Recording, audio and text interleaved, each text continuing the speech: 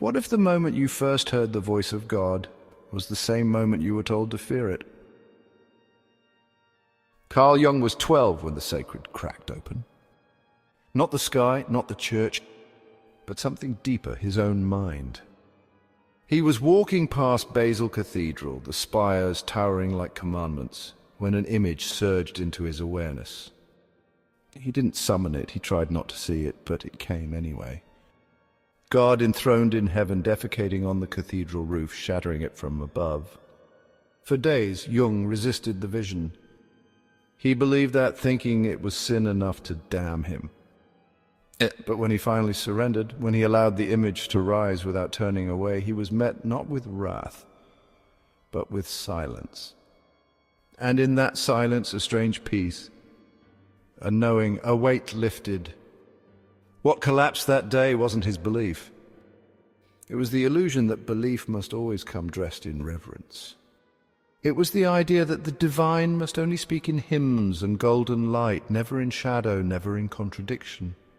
Maybe something in you has collapsed too.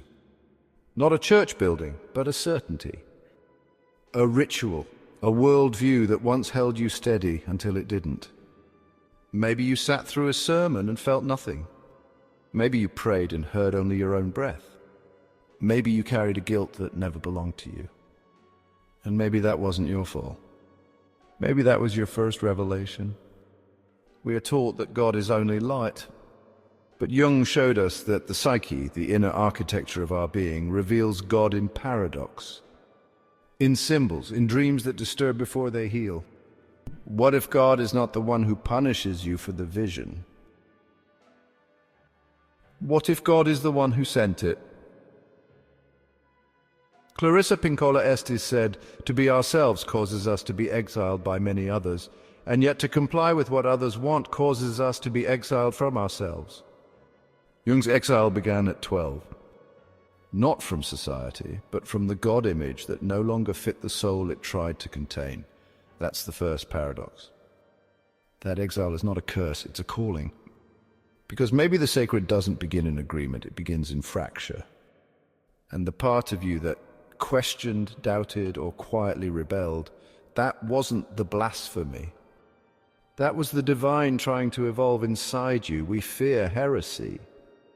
But what if the real heresy is this, living your whole life with a second-hand God, never daring to ask if the one you were given was ever big enough for your truth?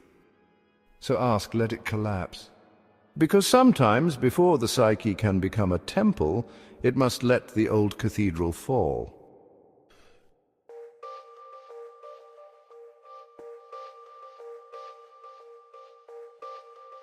What if the divine you were taught to seek above you was waiting quietly beneath you all along? Years after that childhood fracture, Carl Jung found himself standing in the high desert of New Mexico. He had walked away from Freud, from academia, from the intellectual architecture that had once given him identity. And like every true seeker, he found himself in exile. But it was in that exile that the next vision arrived, not in the form of light, but in a voice. A Taos Pueblo elder named Ochwiabiano stood before him, hand over his chest, and said, "We think here." Then he pointed to Jung's head. "The white man thinks here, and we think they are mad." Jung would later say that this encounter broke something open in him. Not because it was new, but because it felt like something he'd always known and had forgotten. That the soul doesn't speak in abstractions, it speaks in instinct, in rhythm, in feeling.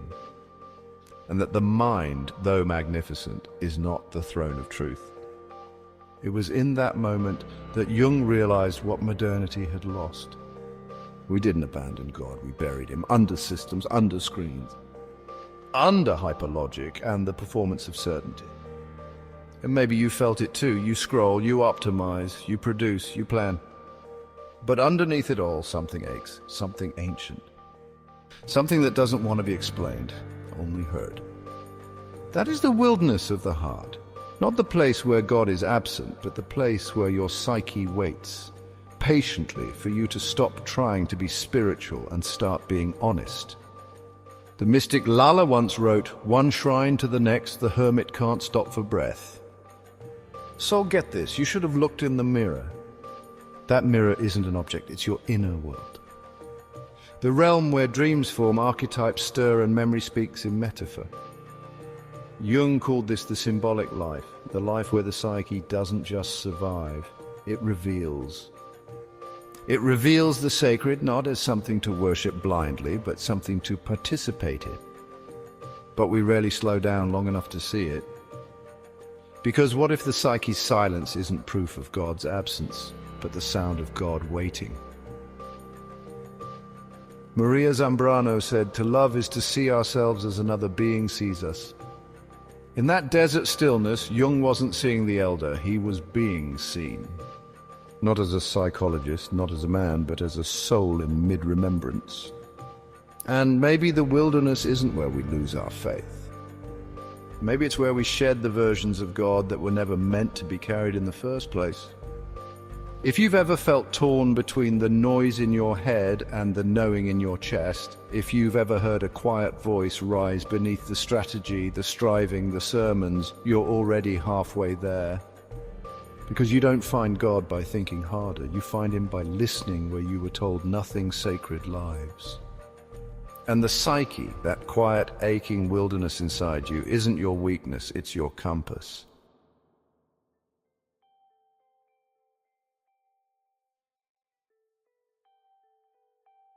What if the gods you were chasing weren't lost, but waiting to be remembered?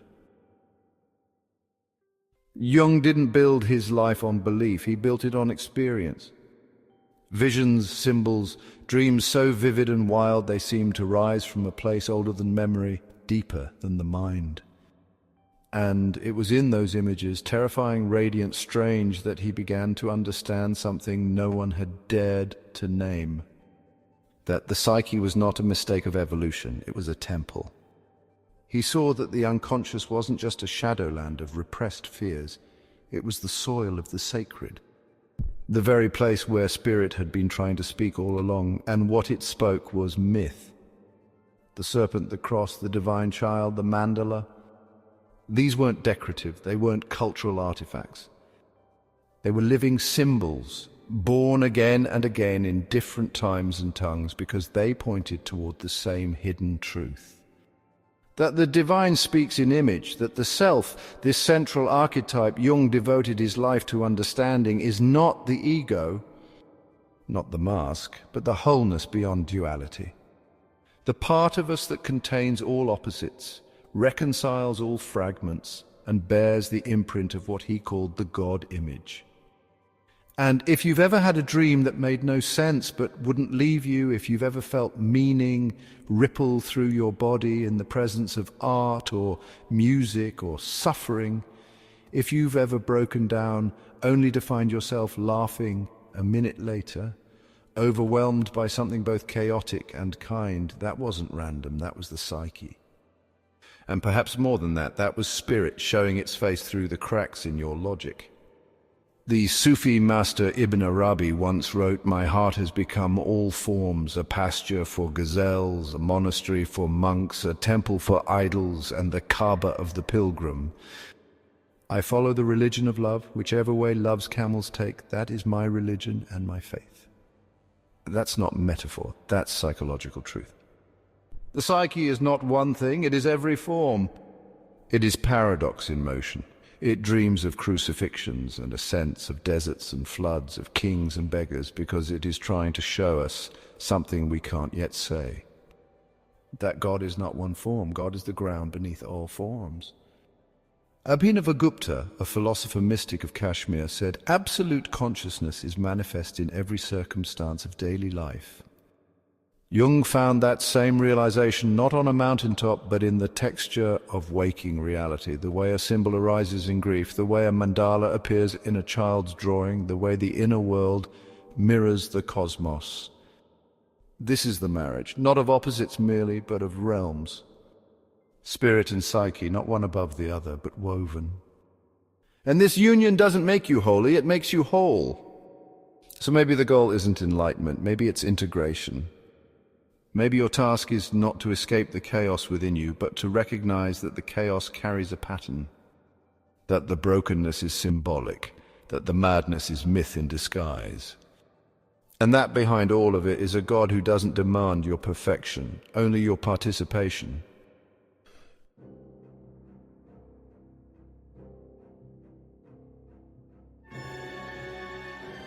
What if the God you're trying to serve is also the God you're afraid to confront? Every path of the sacred makes a promise it cannot keep. It tells you there will be light, that if you're good, obedient, disciplined, you'll be rewarded with answers, clarity, peace. But then it turns. It always turns. Jung called it the confrontation with the shadow, the moment when everything repressed, feared, denied and exiled within you comes storming back, demanding not to be destroyed, but to be seen. Not because it is evil, but because it is real. This isn't a detour. This is the work. And maybe you've already felt it. The prayer that doesn't feel true anymore. The spiritual high followed by the existential crash. The memory that surfaces mid-meditation and makes you want to quit. That's not failure. That's fire. And the fire doesn't come to punish you, it comes to purify. Rabia al-Adawiya once ran through the streets of Basra with a torch in one hand and a bucket of water in the other. When asked what she was doing, she said, "I'm going to burn down the gates of heaven and extinguish the fires of hell, so that people will love God for God's sake alone." That's not metaphor either. That's rebellion, holy rebellion.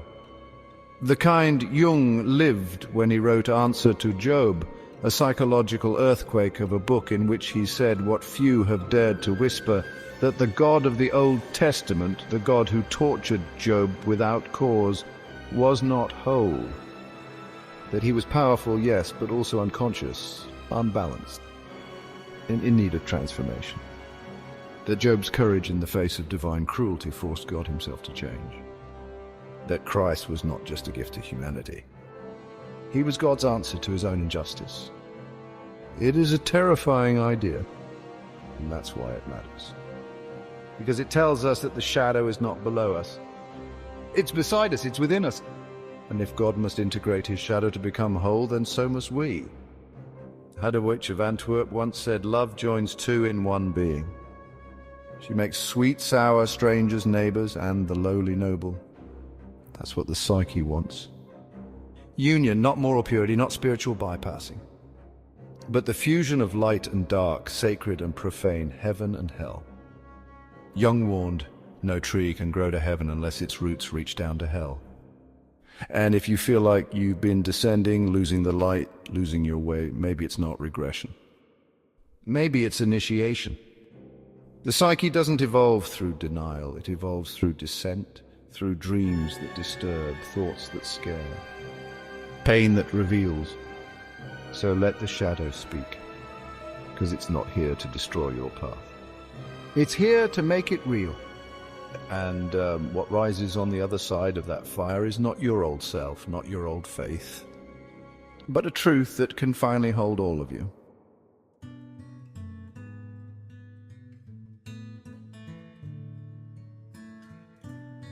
What if the seeker is the thing being sought? Every story of awakening reaches a point where the pursuit burns itself out, not from failure, but because the fire has done its work. The illusions are gone. The false gods have fallen. And what's left is not a new belief, but a reflection. In the Sufi epic, The Conference of the Birds, 30 seekers travel across deserts, storms, and death itself to reach the sacred Simurgh, the king of all birds. When they arrive, they don't find a throne. They find a still lake. And in the lake, they see themselves, Simurgh, 30 birds. They had never been looking for something out there. They had been walking toward themselves. Jung would have understood this. After a lifetime of inner descent, vision, symbols, spiritual fire, he began to see that the self was not just a psychological construct, it was a mirror. Not a reflection of ego, but of wholeness, of the divine image within. He wrote, "He who looks outside dreams. He who looks inside awakens." But awakening doesn't always feel glorious. Sometimes it feels like being emptied, like standing in front of your own face and realizing there's no one else left to save you, only you. Only what's always been with you beneath the striving and collapse, the quiet knowing, the steady presence. The sacred core of the psyche that never left you, even when you left it. Lala wrote, "I was passionate, filled with longing. I searched far and wide. But the day the truthful one found me, I was at home." What if the soul's journey doesn't end in transcendence? What if it ends in arrival? You don't have to believe in a particular God to feel this. You don't have to kneel to sense that there's something in you that remembers the fire. Something that has survived all the forgetting. This is the mirror. And when you finally dare to look into it, not as metaphor, but as presence, you don't just see your face. You see the entire path behind you. The collapse, the silence, the exile, the dreams, the fire, the shadow. And you realize none of it was wasted. None of it was wrong. The mirror doesn't ask for apology, it asks for recognition. That's what Jung meant by individuation. Not becoming someone new, but becoming someone whole. Someone capable of holding the image of God not as fantasy or dogma, but as a living pattern of psyche and spirit, woven together by everything you've endured. You don't have to understand it. You only have to stop turning away. Because what you find in the mirror is the one thing that was never absent. You. And the divine you thought you were chasing just changed its face.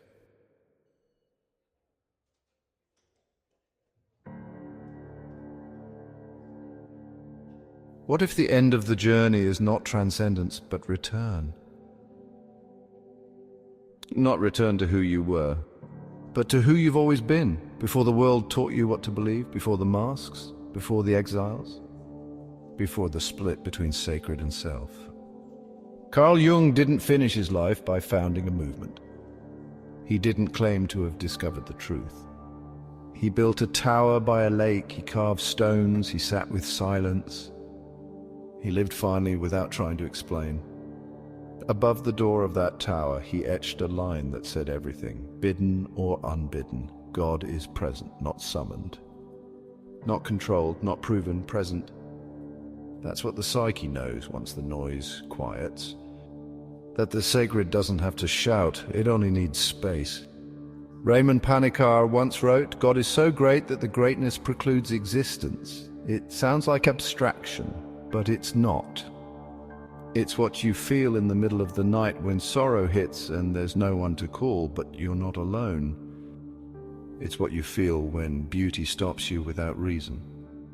It's the ache you carry when words run out. And maybe that's the final paradox. That you don't reach God by becoming perfect. You reach God by becoming real. Clarissa Pinkola Estes calls this the return to the wild soul, the final act of every myth, the reintegration, the remembering. The moment you step back into the world, not with certainty, but with clarity, with tenderness, with the kind of eyes that see holiness in the cracks. This is not a triumph, it's not a conclusion, it's a homecoming. The kind of return that doesn't require arrival. Because the psyche doesn't seek closure, it seeks depth. And when you reach the center, not of the universe but of yourself, you realize the divine was never a destination. It was the soil beneath your grief, the silence behind your rape, the breath that kept returning when everything else left. Jung said, "You can take away a man's gods, but only to give him others in return." But the final gift isn't another god. It's the knowing that you are not separate, that the soul, when allowed to unfold, does not rise, it roots. And what grows from that rooting is not a theology, but a tree, a mirror, a flame. A name you were born with but never learned how to say. Until now, your home.